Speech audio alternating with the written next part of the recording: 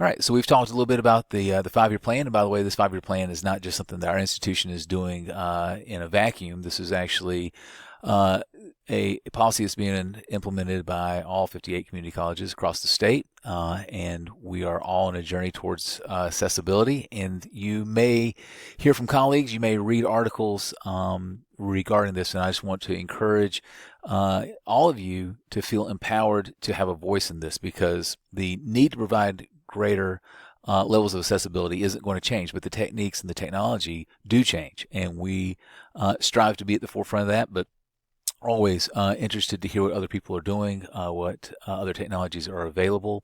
What I want to talk about in this video is the definition of compliance, because compliance can be seen across sort of a spectrum, and what we've done is take a what seems to be a standard definition shared among many institutions, which is a window of 4 weeks. So the preliminary definition for compliance that we're adopting as an institution is a course's ability to meet accessibility standards within a window of 4 weeks notice. Now, if we have less than 4 weeks notice, then we are still going to make every effort to make that course accessible.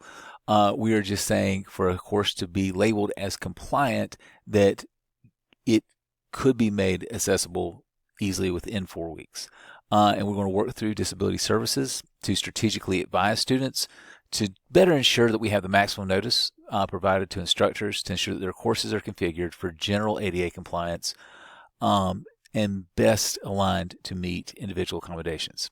Now, courses outside of this 4-week are going to be considered not compliant and will be flagged, and we will concentrate, and our first effort will be on pulling those within that compliant range. Now, you could ask, well, why don't we say 100% compliant from day one? And the answer to that is that's not a realistic metric.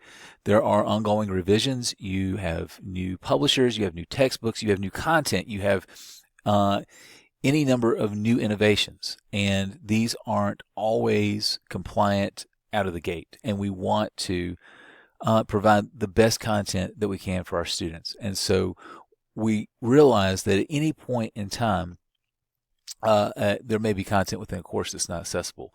What we don't want is so much of that that we can't make it accessible within a reasonable period of time.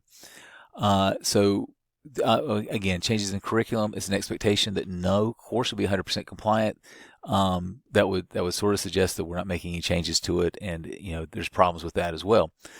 Our focus is on developing a framework to where we can elevate the general expectations of what quality in online classes means, and the overall faculty literacy and compliance standards, so that when you bring new content into your course, we can do it in an intentional way, that we're informed and we're literate as to what ADA standards are, and that's a part of the process of developing the content, that is built into the development process.